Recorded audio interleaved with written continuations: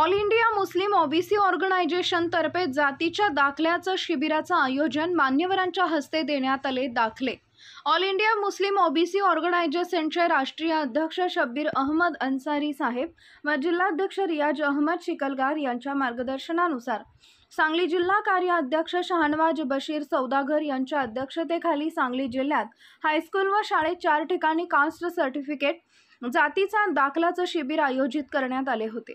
जिल्ह्यातून या 4 ठिकाणी आयोजित केलेल्या शिबिरामध्ये 550 ओबीसी मुलांचे डॉक्युमेंट गोळा करून सेतूमध्ये सबमिट करण्यात आले।